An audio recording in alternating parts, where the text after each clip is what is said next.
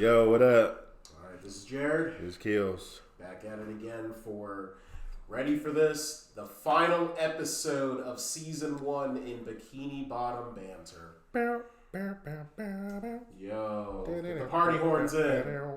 But yeah, so we watched Hooky and Mermaid Man and Barnacle Boy 2. Solid. This is a solid episode. I agree. I'm like, yo. Alright. So the synopsis is for Hooky.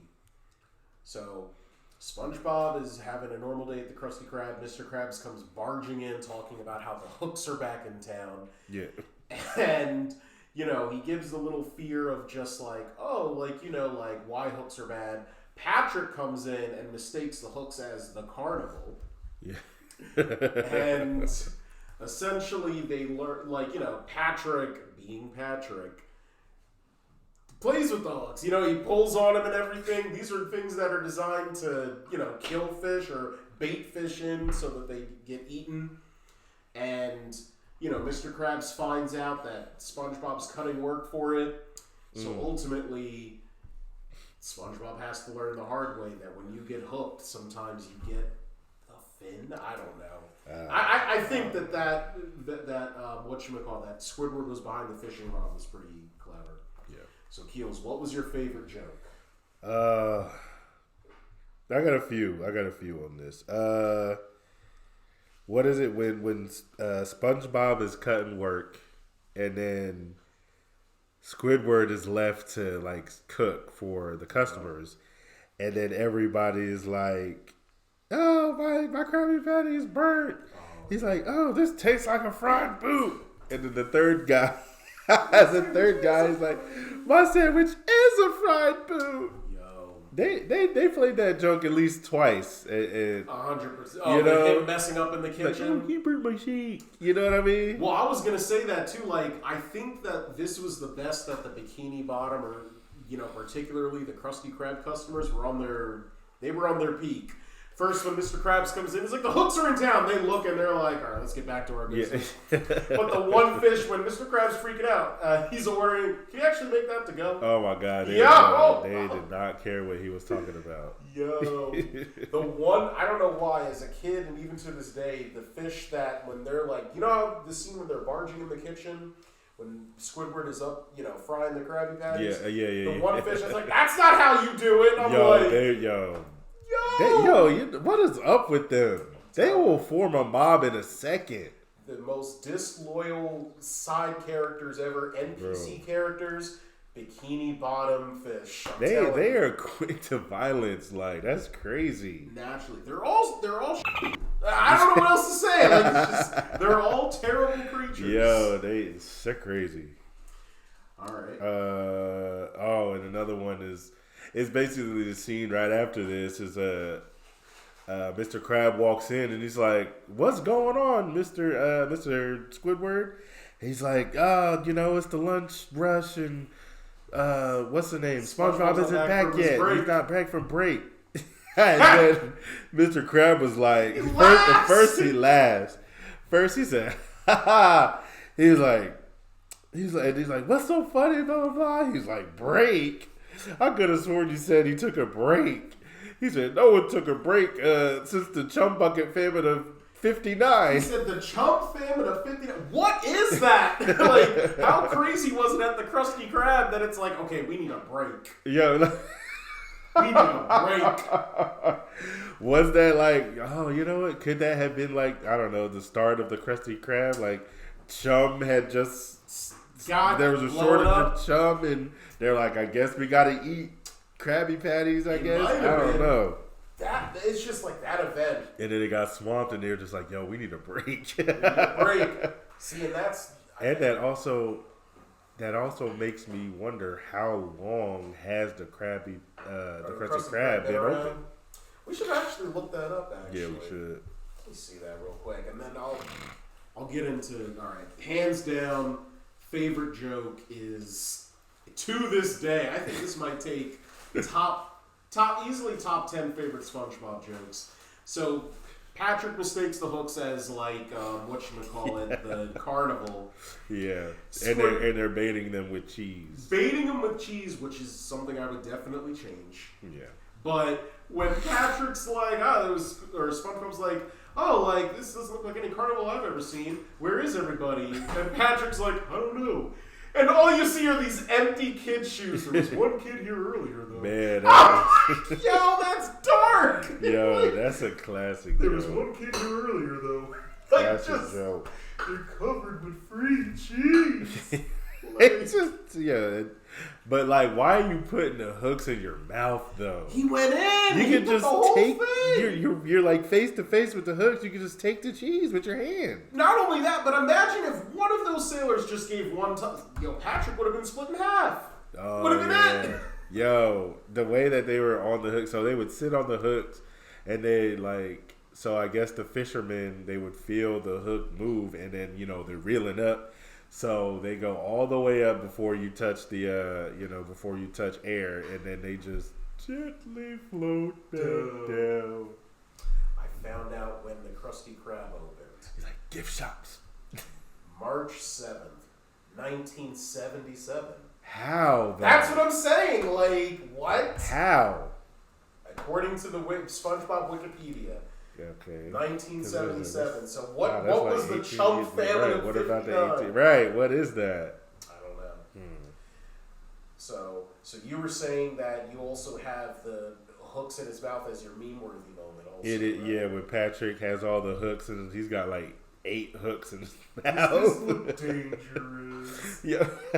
Like what? Yeah. So yeah, I mean that's the meme-worthy moment. Do you have any other favorite jokes? I mean, I think that if I could pinpoint a second favorite joke, I guess it would be like, I wouldn't even put like when SpongeBob has like the hook in and everything, but again, it's dark humor. When Mr. Krab pulls out the help wanted sign, because Squidward, you don't know it's Squidward yet, but he has a hook in his pants. Mr. Krabs like, listen, you gotta take off your pants in front of all these girls. This is SpongeBob. He gets caught by the hook. Yep. And he takes it off. He's like, oh, I don't want to do it. He's like, I'll do it. And the hook is in his underwear. He's like, Mr. Krabs, I can't be nude in front of all these girls. He's like, oh, well, it's been nice knowing you, boy. Like, and help wanted sign. That's something I would change. All right. Because you think it's a little wrong. Because Pearl and them are in high school. They're in high school, right? They are. And then obviously SpongeBob is a grown man, so now it's just like, and then we talked about this on the prom episode. Oh, the age difference between the two. Right. Yeah. Then it's like, okay, so now this grown man is naked in front of these high schoolers, so now it's weird. Yeah, it's something where it's interesting, especially with how we take humor now and jokes. I wonder if this would be considered an episode that like doesn't get aired again, because as of right now, there's probably only not. two. If people were caught on. Yeah, but there's only 2 banned episodes of SpongeBob that don't run in syndication. I don't know if you're familiar with the 2 or no. No, what are they? So one's the Valentine's Day, right? No, that one's fine. Oh, so these are just for real banned. Yeah, for real banned, like in syndication. So the first one is, it's a later episode where it's the Krusty Krab is quarantined, but it was supposed to come out 2020. No, I don't know at all. And then the second episode is the Panty Raid episode. Is it really? That's banned out of syndication. Is it banned? It's banned. So you even on Paramount Plus, ready for this? Even on Paramount Plus. So is that an episode we're gonna miss? No, I have the DVD. So okay. Because that's one of my favorite episodes, and that's one of my favorite lines. It's about to be, when we review it, it's about to be like, you know how there was that banned episode of Family Guy, and they're like on DVD, they might ban us. This is a banned episode of the podcast. They hated on us, so they banned us. No, but yeah, all right. So yeah, okay, solid one. And you said meme-worthy. I don't really know. See, I guess I would put my meme-worthy moment. I'm giving it to the 2. Like, I know it seems like what I've seen. With the gift shop. Yeah, the gift shops, yeah. And we were talking about this. Now, Keels, you made a very interesting point. Like, what, if this is what it is for the undersea creatures in Bikini Bottom, yeah, what would this be in our land? And we were going back and forth for what you think it is. So go ahead. Because at first, so I was like, yeah, what is like the real life parallel to this? To hooks, yep. So, because at first I was like, okay, is it like look both ways before crossing the street?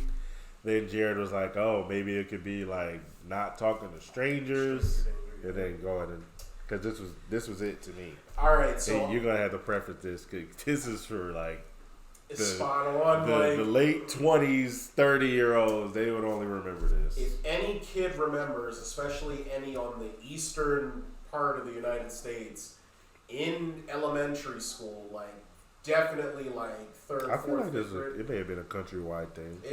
Yeah, because I guess, because the train travels, but it's train safety.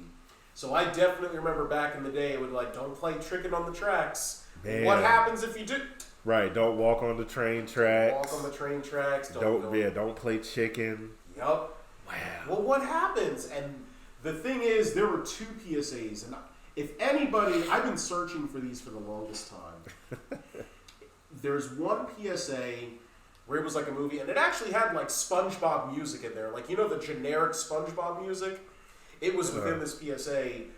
They do the safety, like, oh, here's how the train works, and then kids are playing chicken on the track. Movie ends with the girl getting smushed in between both trains. Oh, God. And then she dies. She dies in the hospital. What was this? Exactly. But then there's one for New Jersey Transit where it's don't play chicken on the tracks, and these 2 kids do, and they miss the one because the kid dares them, and then when they get the other one, they get hit. But imagine this being in the 6th grade. I do not remember these graphic videos that you watch.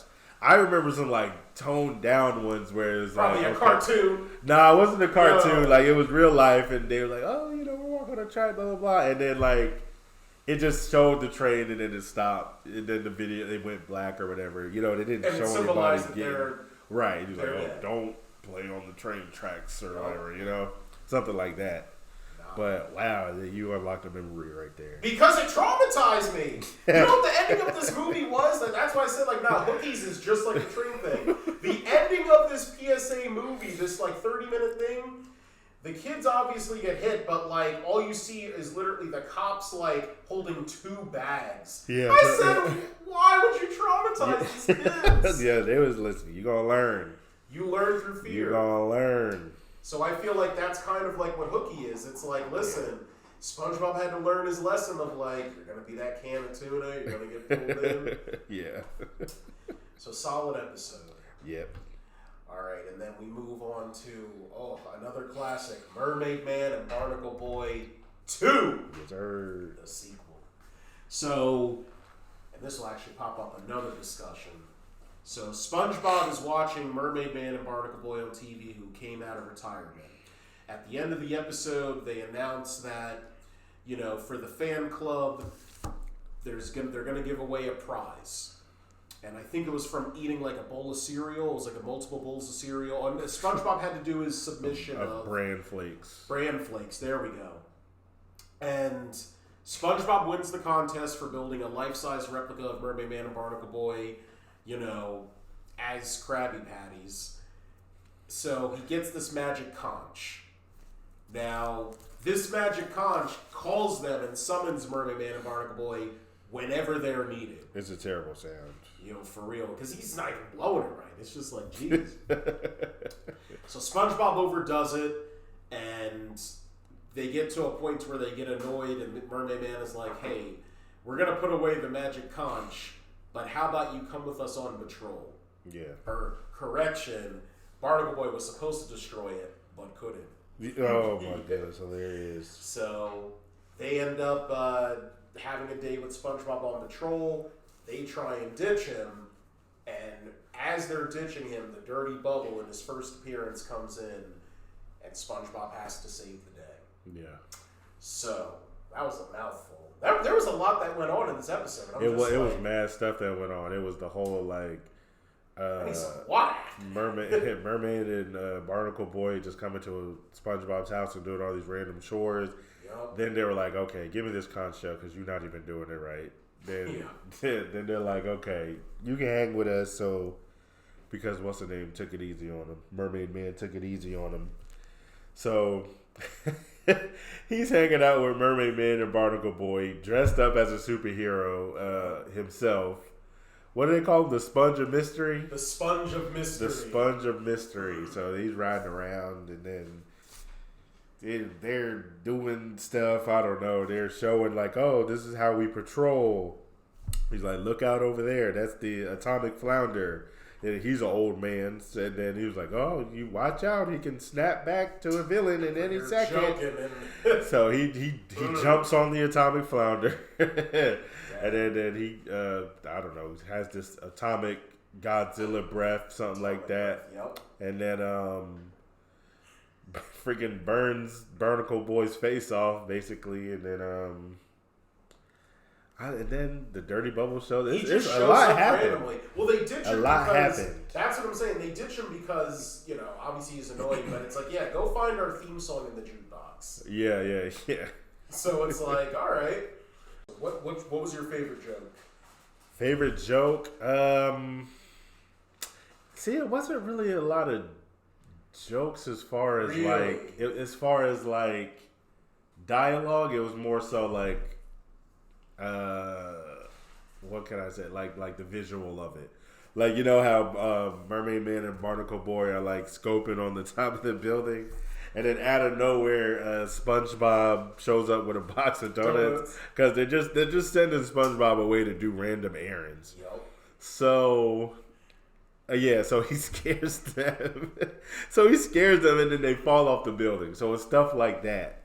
And then it's like this random line that Barnacle Boy says, where they take. Okay, I got my jokes right here. Okay. So they take the conch away from SpongeBob, and then he starts crying. And then Mermaid Man is like, oh, you know, don't kill his confidence, da-da-da. And then I remember when you were just a young baby wanting to be a superhero. And he holds up a baby picture. He holds up the baby picture, lollipop. and then he what's it called? He puts it down, and then it shows current Barnacle Boy. And then he's like, you don't even remember breakfast, you old coot. And then I don't know why, but it's hilarious. When he calls him an old coot, it just makes me laugh so hard because people don't even talk like that anymore. Facts. It's like, oh, he's a crazy old coot. Oh my God, when he takes the conch, when Barnacle Boy takes the conch, and then he's like, I'm going to destroy this with my heat vision. And then like... So he starts staring at the conch, and then like usually there would be red beams coming out of his eyes. So the red beams come out and they're weak, so they only come out halfway. They only come out halfway. And then I just, man, that was genius. That right there was genius. He tried it again. He got a little bit further, but not. He didn't even touch the conch. And then he was like, oh, you know what? I'll destroy it later when I go home. And then, oh my God, yeah, when they first go to SpongeBob's house, and then he's holding the conch, and he's like, oh, Neptune, he's been horribly disfigured. We're too late. And nothing happened to him. That's just how he looks. I was going to say, Mermaid Man low-key has the best one-liners. They both do. There were two that make contender for favorite joke. Mm-hmm. Like, there's one where he crashes in. He's like, "Bring it on, bring it on!" He was about to, Mermaid Man was about to whoop. He said, "Where's the danger?" You know what he reminded me of in that one moment? He reminded me of freaking from Nutty Professor, the grandma. Come on, Seamus. Come on. My God! He's like, bring it on. He said, "Bring it on, Cletus." Bring it on, Cletus. Bring it on, Cletus. But the perfect one-liner when SpongeBob talks about, I got this conch from like the prize. Remember, they don't tell us anything anymore. It's just like a crotchety old man. They don't tell us anything anymore, Barnacle Boy. And then this just furthers like my question is like, okay, so are these like actual superheroes? So are they really actually superheroes? And like, why do they have a TV show? Like they're treated like a TV, but these are real heroes. I feel like in this universe, maybe they were given powers, and then some Hollywood producer was like, "I'll turn you into a TV show." Yeah. Had to have been like, because there's no other explanation. Also, another like side note thing. I'm debating if I would change this. It was just kind of weird, but I guess it was like in the plot. The random postal worker, when SpongeBob wins the contest, he's like, "Oh, I wonder what my this man." Now, why did that make you laugh so much? It's just was it the way he looked? Because he was definitely out of era. Yeah, like he with his little Newsies 1920s hat, had the package. This man this is a ninja. UPS needs to take some lessons.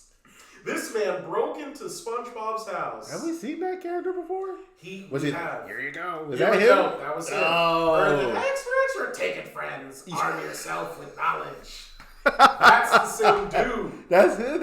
Okay. So this man successfully broke into SpongeBob's house, literally as it's airing on TV, hand delivered it to his address. Like, that is service right there. Yeah. That is service. What was the name that the news announcer fish messed up on? What do they call him? Spring Boob Squire Pants. Spring Boob Squire. Listen, when they said boob on TV as a child, I was like, ooh, when they said boobies. You were like, ooh, I'm telling. You were right, like, yeah.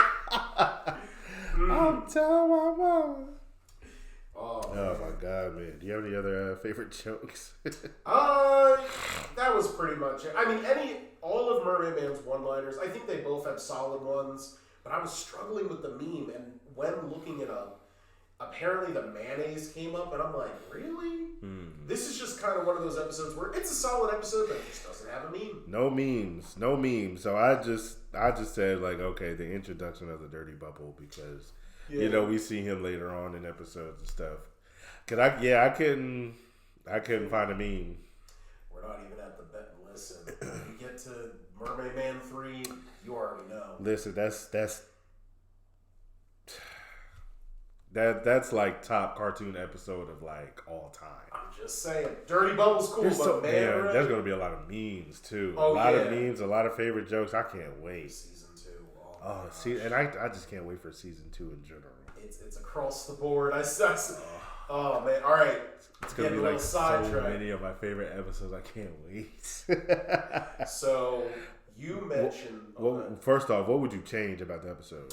All right, so one thing I would for sure change is I guess he was like kind of annoyed at SpongeBob at the point. Yeah. But I feel like I would have given, how in the first episode of SpongeBob, how like Mr. Krabs and Squidward said, give me a like spatula deluxe with like turbo drive and everything. Yeah. They gave SpongeBob a pretty easy task. Find the Mermaid Man and Barnacle Boy theme song. Now, theoretically, if these are superheroes, I'm sure that's a popular hit in there. Right. So I just feel like, give him something hard. Like, you got to find the techno remix of like the Mermaid Man and Barnacle Boy theme. I mean, he found the dance. He found the dance mix. I would have loved to hear it.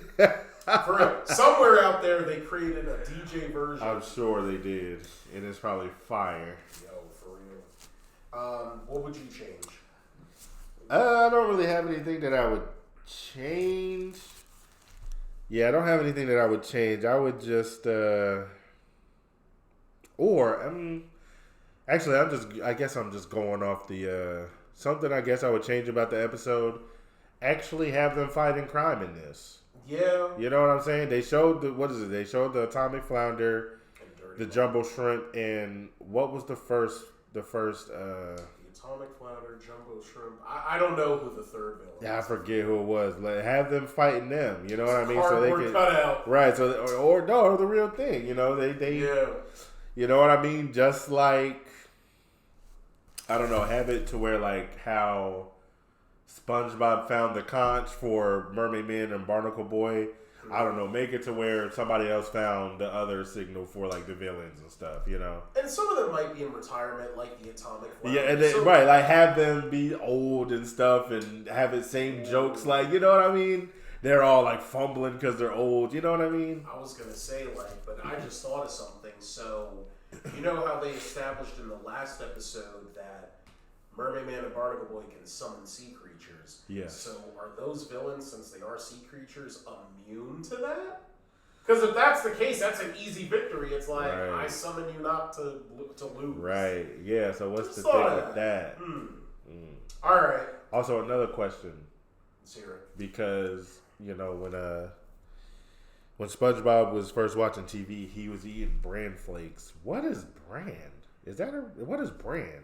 It's similar to Raisin Bran, I guess, for us. No, I mean, like, actually, like, what is it? Like, what is it? It's like a wheat thing. Because, like, oh, you said it's a wheat thing. Yeah, because, like, there's bran flakes in the show, and then, of course, in real life, there's Raisin Bran. And then it's like, and then it's corn flakes bran? Or is that just corn? No, well, that's corn. Or is it corn? Let me see. Because it's BRAN. Whatever it is, it sounds disgusting. Yeah, so it's like hard layers of cereal and grain. Yeah, okay, so it's green. Oh, okay. So corn bran. Oh, okay. That it don't say bran is terrible. But listen, some Raisin Bran, that used to be my ish back in the day. Okay, you caught me there. Listen, when I was a kid and we always went to my grandma's house, I used to murder Raisin Bran. You gotta put a little bit of milk in there. So I put a good amount of sugar in there, but when cinnamon bran, oh my god! Ooh. Listen, cinnamon Raisin Bran, man, they outdid themselves. I'm telling you, so that actually opens up the discussion, which I think heals. Excellent question.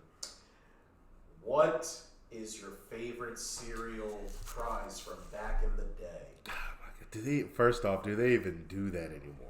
I'm sure some. Do they put toys in the? You know what? The cereal nowadays. I haven't had cereal most of the time and I should really get back into like eating cereal. And see, whenever I look, you know, whenever I'm like, you know, going down the aisles and stuff, I don't even see. Because we're adults, we don't look for like look, it's a prize of like whatever. I guess not, but I guess you would see it because it used to be plastered right on the front of the box, you know. I feel like most cereal companies just don't do prizes anymore. I mean, it might be a lot of stuff with like small pieces and stuff, and it could be that. Maybe somebody got royally sued and they were just like, no more. But I feel like for movie tie-ins or like TV show ties, it makes sense to be like specially marked packages of whatever. Like say for instance the Barbie movie, they could have came out with a cereal right quick and just little miniature Barbies like they used to do, and then that would have just bolstered sales even more. You know what I'm saying? You know what I'm saying? Like, or I was gonna say what they used to do back in the day. Oh, like add milk to it and it turns your milk pink or something. So something like that, right? Exactly, something like that. Yeah. So you were saying your favorite. Go ahead. I'll let you. So I got a couple. Now that I looked on the internet and jogged my memory. The lightsaber spoon, that lit up. And you said that was for what, episode 1 or 2? No, so that was for Star Wars episode 2. So man. So back in 2002, in specially marked boxes of Kellogg's, you got a spoon. And see, prizes like that, I feel like they don't do anymore. Preloaded with batteries already. Right. Eat your breakfast. And that kind of got you, because we were saying, like, we had this discussion. We'll put it in the Spotify poll, too. Are you a person who gets the prize first and then eats the cereal fully and then gets the prize? Yeah. But that made you want to get the prize first and then eat your cereal because you can have it with it. Solid choice. Okay. Yeah, that was a clutch one. Another one. It was the Lion King spoons that when you dip them in the milk, they change colors. Okay. So they probably had like maybe 4, like Simba, Mufasa. I don't know, maybe Scar, maybe Zazu. I don't know who the 4th one would be. Maybe Rafiki. But anyways, probably Timon and Pumbaa. I would see that. Probably Timon and Pumbaa, and then sure. Simba and Mufasa. But one of those, and then I forget what cereal it was, or was it the Pokemon cereal? So it was like these big Pokemon, like they were like spinners, and so what the concept was, you collect the 5 or whatever. That's one concept, and then you quote unquote battle your friends, with like the spinny top toys, and whichever one is the last one standing. I feel like Beyblades were something like that too. I bet they had to have had some kind of time like that. Maybe. And then I remember they would just have random like stuffed animals, stuffed toys or whatever from like, Disney movies and stuff. I remember the Toy Story one. Oh, yeah. And I want to say, I don't know if they did a Lion King one, but yeah, something like that. But yeah, but for sure the light up spoon. Light up spoon? God. Oh, there it is. And then it was Kellogg's Pokemon cereal. All right. Wow. So you already knew my boy Spider-Man. Yeah. So when you said that was clutch because I distinctly remember that. I'm telling you, back in the day, there was in specially marked boxes for the first Spider-Man movie. And I still have this. I got it on eBay randomly. That's insane that you have it. I bought, it's not the same one from childhood because I cut it up, but they had,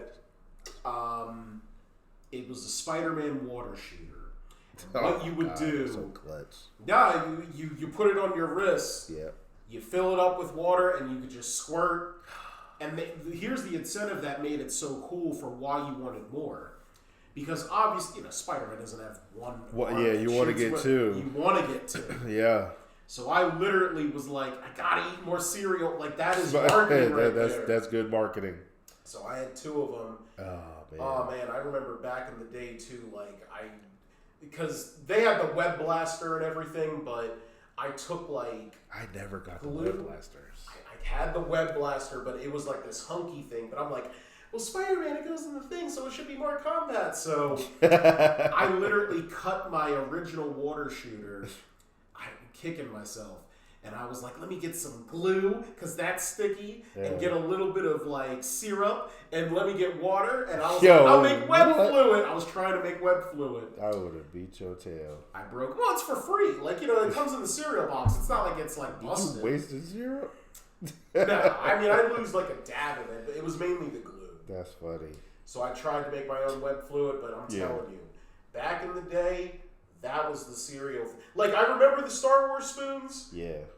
But, the web shooter was when I think about an iconic cereal thing, or cereal prize, that. And obviously for any of, that and the light up spoon for sure. Yeah, and when I saw that on the internet, that instantly took me back. Took you back in the day, I'm telling you, when it was easier. And that's the thing, prizes and boxes, I think, go back all the way to, Cracker Jacks, I think. For sure. Yeah, it's just... I got a decoder. Right. A decoder ring. But it was cool like that, where it was just, a lot of light-up things. I don't know if they make prizes for cereal. I'm really thinking... I don't think they do. Now, when I for sure go to the grocery store... I don't see it. I'm going to look. I'm going to look again and just be double sure. But I think the reason why they stopped is because, think about it, I really feel like ever since the movie Super Size Me, that really brought, health in the main spot. Yeah. Because I think about it fun and because the marketing. Yep. Oh. So now suddenly, because look, one thing I vividly remember, cereal commercials. Yeah. Because it would always be Captain Crunch is in this pickle. What's he going to do? Or the Trix Rabbit. Man, I'm telling you this as somebody who... Listen, they did not care about, it's so stocked with vitamins and minerals, blah, blah, blah. Whole wheat. You know what I mean? None of that stuff. They had Reese's Puff cereal. That is pure candy cereal. Yo, that is pure sugar and food coloring. Yup. That's it. They didn't think about health, but now... Think about it. There could be some parent that's suing for obesity because it's my I'm telling you, kids didn't know how we had it. We had it good. Yeah, that's great. I feel like you know what? Didn't they come out with a law or something like that? Like it was like commercials, and I'm assuming cereals and stuff like that, and products. You can't use marketing. You can't market that to like kids anymore, right? Because obviously the food is unhealthy, but you still making them want to buy it. And you know what started that? That might be it. I'm telling you, super size. It might be super size. I feel like McDonald's probably did something too. 100%, and that's the thing, like because for a while they stopped toys. They did, and that's the thing. Like now, I'm sure that like some brands might be like, oh, specially marked packages, you have a chance to win like a sweepstakes or something. Mm-hmm. But like putting a prize in there, I'm gonna take a trip to the. You know what? I think I have to go grocery shopping this weekend. I'm about to take a trip down the cereal aisle. Yeah, I'm gonna go and I'm gonna look. And I'm just gonna see it. I'll put it in our chat and I'll be like, I don't see anything, man. That's crazy. And it's just, I'm calling it. There's gonna be like, specially marked boxes where you can enter for a sweepstakes. Yeah. Which is already rigged. And did you ever do that? The comic book stuff? Well, the sweepstakes. There was one vividly I remember, like, for Harry Potter. Okay. It was like if you like do whatever, you have a chance to win a trip to Hogwarts. It's like, oh wow, yeah, fire. That's a fire like prize. I never actually. I may have did it once, and I got like those fake glasses that let you see backwards and stuff like that, something like that. X-ray vision. Yeah, exactly. Exactly, the X-ray vision glasses. See, and that's another thing too. Whenever it was one for Universal or Islands of Adventure, like that's one where it was like, because I wanted to go as a kid. Yeah. I would always try and enter into that sweepstakes. Man, I was trying to go to that Disney cruise one. See, man. But you know what? We should. That's another thing. If you also another comment thing in the YouTube and Spotify page, if you've ever won a contest, whether comic book or do this. Or tell us your favorite cereal toy. Favorite cereal toy. Or any type of sweepstakes. Is a good one. I'm like, oh, that's right. I always the only thing that I remembered I would win like a couple times was like, if you open the Coca-Cola, you might get a free win. You know, and it would be like, oh, you get $20,000. See, and that's another thing too. I feel like for like promotions like that, couldn't you just feel the can and be like, because there'd be some where like if you open up the can, it says you're a winner. Yeah. Like I feel like you would feel like if it's heavier than the other ones. Nah, because they're just printing it on there. You know what I mean? They just printed it on there. I feel like I don't know if it was Dr. Pepper or Pepsi. I feel like there was one contest where like if you open it, it says you're a winner. Like it doesn't. Oh, you're talking the voice. What are you talking about? It was like a voice. Oh, it was a voice. That I don't remember that. But I'll say this though, Snapple bottles. That's what. Yeah. Sometimes it's a fact. Got a few of those. Yeah. Sometimes it's like you won like $1 million. What? Yeah. Well, I wish I won $1 million off of a Snapple, but I would just win a free Snapple. I'm like, this is good enough. You win a free fact. You're educated today. Look at you. Man, I want that $1 million. Throw the Snapple bottle. I don't want this shit. Yeah. This ain't peach. Oh man. So I'm interested. I'm interested to see if like companies even do that anymore. Because I don't watch TV no more. So it's like I don't even know. And that's another thing too. All right, we're getting sidetracked. Okay, we're getting sidetracked. But because this is about to be a long one. But Keels, we did it. We did it. Season one in baby. The bag. Season 1. All right, so join us for season 2. Actually, first we're gonna do. So I guess we'll do a little teaser or whatever. You're right. We're gonna do our top. So take top 10, but we're gonna have 5 apiece. 5 episodes or moments, jokes, blah blah blah, of season 1, and we're just gonna recap season 1 and talk about. Well, we already talked about the impact, but I guess we'll talk about I guess the season as a whole. And what's to come for season 2? Because I can't wait. Tell me season 2. I'm already. So well, join us for the top 10 season 1 episodes. Yes. 5 apiece. Until then, this is Jarrett. This is Keels. Another episode of Bikini Bottom Banter in the bag. Yo. Thanks for tuning in to another fantastic episode of Bikini Bottom Banter. Don't forget to follow Bikini Bottom Banter on TikTok and Instagram for even more content. Subscribe to them on YouTube and Anchor, plus turn on bell notifications to be updated on their latest episode. And if you've got your own jellyfishing stories or favorite SpongeBob moments, remember to share them with us. You might just hear them on our next episode. So until then, stay bubbly, keep smiling, and remember, subscribe to Bikini Bottom Banter to know all the under the sea.